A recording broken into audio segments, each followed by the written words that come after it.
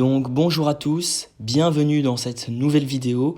Donc là je vais vous parler des plus fortes dégradations orageuses qui m'ont concerné. Donc là je vous ai sélectionné 5 fortes dégradations orageuses qui pour moi semblent être les plus fortes. Alors évidemment ce ne sont pas les seules, il y en a eu beaucoup d'autres. Mais voilà, ce sont celles qui pour moi ont été les plus marquantes. Donc voilà, je vous souhaite à présent un bon visionnage.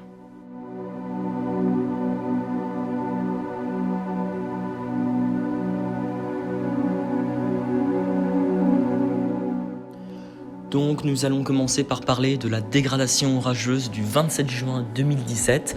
Alors j'ai choisi cette dégradation orageuse comme une des plus marquantes me concernant parce que c'est tout simplement ce jour-là que j'ai eu l'orage le plus fort de toute ma vie. Donc comme vous avez pu le voir, Météo France a placé une alerte orange sur une bonne partie de la France, mais pas la Saône-et-Loire par contre, là où il y a mon secteur, mais j'ai juste eu une alerte jaune, mais alerte jaune ne veut pas dire forcément des petits orages modérés, hein, parce que là pour le coup j'ai eu un orage vraiment extrêmement violent, hein, là vraiment c'est sûr. Donc comme vous pouvez le voir sur le radar des précipitations, eh bien l'orage a été particulièrement pluvieux. D'ailleurs je me souviens très bien, mon pluviomètre avait relevé 35 mm en seulement 20 minutes sous l'orage, ce qui est vraiment énorme. Et en tout, en 2 heures, il a plu 55 mm. C'est vraiment énorme, j'avais jamais eu un aussi gros cumul en aussi peu de temps. Donc voilà ce qui prouve la violence de cet orage. En dehors des fortes pluies qu'il y a eu sous cet orage, j'ai également eu des rafales de vent particulièrement violentes, tellement violentes qu'en à peine 10 minutes, un quart d'heure, elles ont réussi à casser 3 arbres dans mon jardin et à en endommager 3 autres. Voilà, en à peine 10 minutes, un quart d'heure. Vu les rafales que j'ai vues, je pense à au moins des rafales jusqu'à 150 km/h, tellement c'était puissant. Il y a eu également un petit peu de grêle, quelques grêlons autour de 0,5 à 1 cm, mais ça c'était vraiment pas trop fort. Et il y a eu également une très forte activité électrique avec des impacts de foudre qui tombaient parfois très proches, ainsi que des éclairs spider. Donc nous allons à présent parler de la dégradation orageuse du 30 juin 2019. Alors cette dégradation orageuse m'a marqué dans le sens où j'ai vu ce jour-là l'orage le plus esthétique de toute ma vie. Je vais vous expliquer pourquoi. Donc Kéronos m'a placé en risque d'orage fort en niveau 2 sur 4. En revanche, Météo France ne m'a pas mis d'alerte orange, j'ai juste eu une alerte jaune ce jour-là. Cet orage n'a pas du tout été prévu par les modèles, pourtant c'était une véritable supercellule qui était particulièrement violente. Cette cellule sur mon secteur en Saône-et-Loire ne m'a presque pas laissé de pluie, j'ai juste eu quelques gouttes d'eau mais quasiment rien du tout. Par contre j'ai eu des rafales de vent vraiment très fortes, des rafales entre 100 et 110 km/h, ainsi qu'une très forte activité électrique. Et surtout, ce pourquoi cet orage a été l'un des plus marquants, c'est parce que le ciel était particulièrement esthétique.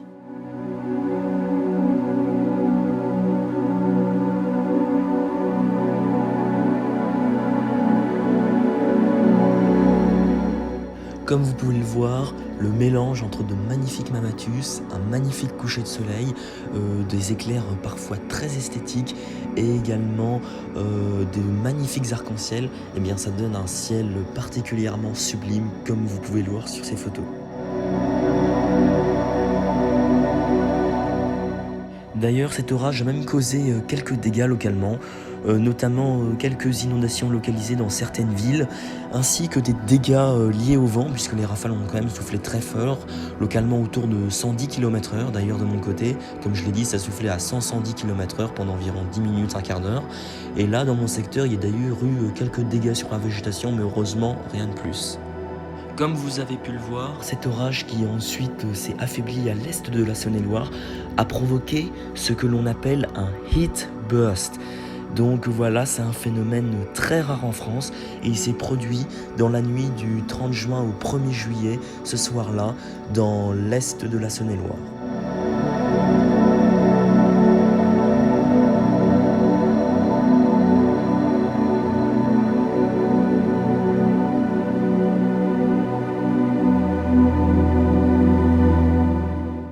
Donc je vais vous parler à présent de la dégradation orageuse dans la nuit du 6 au 7 juillet 2019. Alors cette dégradation orageuse, elle m'a énormément marqué parce que j'ai eu 3 orages vraiment très forts, successifs, et puis avec un mélange d'esthétisme, de phénomènes violents, d'activité électrique très marquée, et puis également d'un phénomène météo que je voulais vous faire partager, qui pour moi a été particulièrement exceptionnel. Je vais vous le montrer d'ici quelques instants.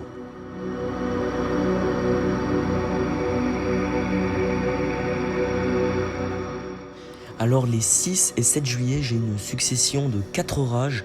Un premier orage qui est survenu le matin, qui a d'ailleurs été assez fort mais qui m'a frôlé, donc pour moi il a été plutôt modéré.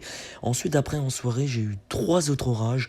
Une supercellule qui s'est formée juste au-dessus de moi, ça c'était vraiment impressionnant et surtout très esthétique. Ensuite j'ai eu un deuxième orage, c'était un gros système supercellulaire qui m'est arrivé par le sud-ouest et qui a été particulièrement violent. Et ensuite un troisième orage, cette fois vers 1h du matin, le 7 juillet. C'était également, je pense, également une supercellule qui est arrivée par l'ouest et qui m'a laissé également des phénomènes très violents. Donc pour l'orage qui est survenu en matinée, il m'a pas laissé vraiment de phénomène vraiment fort, à part quand même une activité électrique assez sympa à l'avant de cet orage. Et puis il m'a également donné quelques rafales autour de 70-80 km/h lorsqu'il commençait à arriver, ainsi que 5 mm de pluie en 10 minutes. Ensuite, en matinée, Kéronos a décidé de placer un risque d'orage violent sur une bonne partie centrale de la France et Météo France une alerte orange, ce qui prouve la puissance de cette dégradation orageuse. Donc à présent, je vais passer au premier orage de la soirée. Donc comme je l'ai dit, c'est une supercellule qui s'est formée quasiment juste au-dessus de moi. Donc comme vous pouvez le voir sur ces photos, eh bien c'est vraiment la formation d'une supercellule, c'est vraiment impressionnant. A noter également que l'activité électrique sous cet orage a été vraiment magnifique, avec plusieurs éclairs très esthétiques, très très jolis, vraiment avec ces nuages apocalyptiques. Vraiment ça donne vraiment des couleurs au ciel absolument sublimes, comme vous pouvez le voir sur ces petits extraits de vidéos.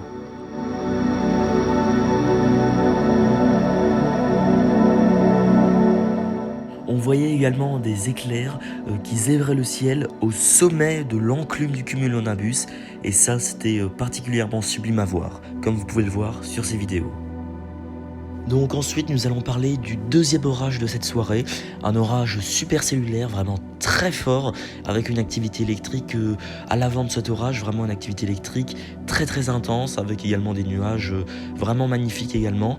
Et c'est là que j'ai peut-être vu, je vous dis bien peut-être parce que je n'en suis pas vraiment sûr, une tornade. Donc voilà, vous allez peut-être voir, vous voyez peut-être dans la vidéo, en bas de la vidéo, lorsqu'il y a des flashs, vous voyez peut-être qu'il y a un possible phénomène tourbillonnaire. Alors dites-moi ce que vous en pensez. Moi j'hésite entre une tornade et un mésocyclone, mais pour un mésocyclone ça me paraît quand même un petit peu bas, mais ça semble vraiment être une tornade sous cet orage supercellulaire. Alors vraiment dites-moi ce que vous en pensez dans les commentaires parce que ça m'intéresse beaucoup.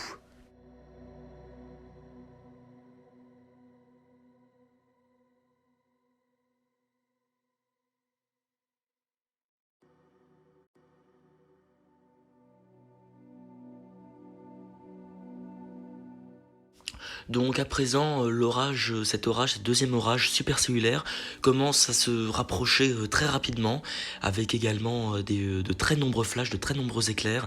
C'est vraiment impressionnant. Alors cet orage va être particulièrement violent sur mon secteur. Il va m'apporter des rafales de vent d'une très très très forte intensité. Je vais avoir des rafales entre 120 et 130 km/h je pense, parce que les rafales ont juste duré 10 minutes, et pourtant il y a eu des dégâts assez importants sur la végétation par moment. Il y a eu des arbres déracinés, il y a même eu une grosse branche d'un de mes arbres qui a été cassée cette nuit-là. Et comme vous pouvez le voir, il y a également une très forte activité électrique avec de très beaux éclairs également. Cet orage m'a par contre pas donné beaucoup de pluie, il m'a juste donné à peine 4 mm en environ 10 minutes, un quart d'heure, ce qui est pas mal en peu de temps, mais ce qui est assez peu finalement en fait pour un orage. présent, je vais vous parler du troisième orage qui cette fois est survenu le 7 juillet aux alentours de 1 heure du matin. Donc cet orage a quand même été très puissant, même s'il était un petit peu moins puissant que le second, mais il m'a tout de même laissé des phénomènes assez intenses, et puis également de très fortes pluies, une activité électrique assez sympathique, ainsi que de fortes rafales de vent.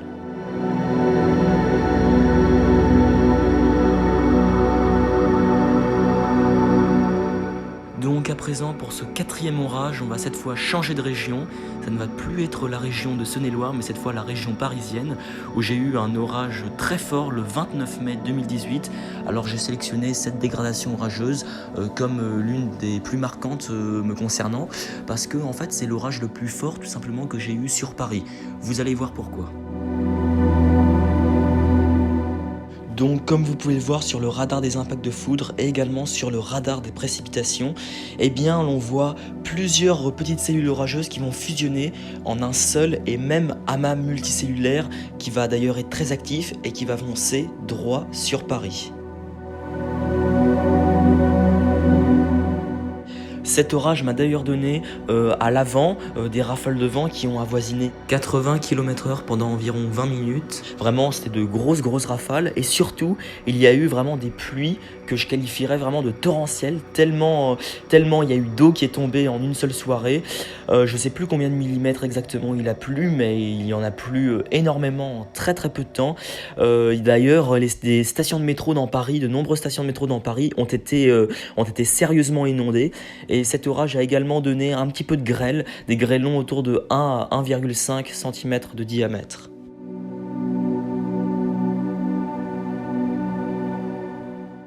Comme vous avez pu le voir sur ces différentes photos, eh bien cet orage a provoqué une très forte activité électrique avec de très nombreux impacts de foudre qui tombaient parfois très proches.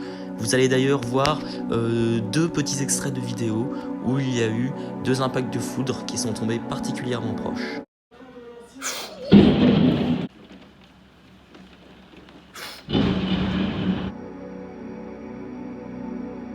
Donc je vais vous parler à présent de l'orage du 4 novembre 2017. Eh bien cet orage m'a beaucoup marqué, notamment par le fait qu'il est survenu hors saison orageuse. Ça veut dire en novembre, normalement la saison orageuse est déjà terminée depuis plusieurs semaines, normalement. Ben là, en ce 4 novembre 2017, j'ai eu une véritable supercellule, un orage des orages qui d'habitude arrivent en plein été. Et ça franchement, j'ai trouvé ça vraiment particulièrement marquant. Lorsqu'il commençait à arriver, cet orage a donné d'ailleurs un joli Arcus. Malheureusement, je n'ai pas pu faire de timelapse ni vraiment de vidéo parce que mon portable n'avait plus de piles malheureusement. Mais en tout cas, il y a eu des phénomènes météo assez intenses sous cet orage, avec notamment un peu de grêle, des grêlons qui ont avoisiné 1 cm de diamètre, ainsi que de fortes rafales de vent, très fortes d'ailleurs, elles ont avoisiné 100 km/h pendant un quart d'heure, 20 minutes. Et il y a également eu une forte averse avec 7 mm de pluie en à peine 20 minutes, et également une forte activité électrique avec de nombreux éclairs, des éclairs ascendants, quelques éclairs spider, et même je me souviens un impact positif qui est tombé proche de ma position et qui a provoqué un coup de tonnerre vraiment assourdissant. Je me souviens même que le lendemain, il y a eu un article dans le journal local concernant cet orage, parce que cet orage a provoqué de gros dégâts dans une ville assez proche de mon secteur, une ville qui s'appelle Bourbon-Lancy.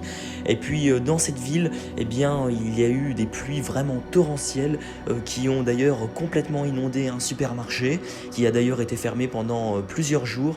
Et également, il y a eu des grêlons beaucoup plus gros que sur mon secteur, des grêlons qui ont avoisiné 4 à 5 cm de diamètre là-bas. Et puis ça a provoqué également des dégâts liés à cette grêle et aussi liés à de fortes rafales de vent qui a priori auraient avoisiné 110 km/h dans ce secteur. Bref, d'avoir un orage d'une telle intensité en Saône-et-Loire à cette époque de l'année, c'est franchement très rare. Donc voilà, cette vidéo est à présent terminée, j'espère qu'elle vous aura plu. N'hésitez pas à mettre en commentaire vos orages les plus marquants qui vous ont concerné. Et voilà, maintenant je vous dis à bientôt pour une prochaine vidéo. Salut!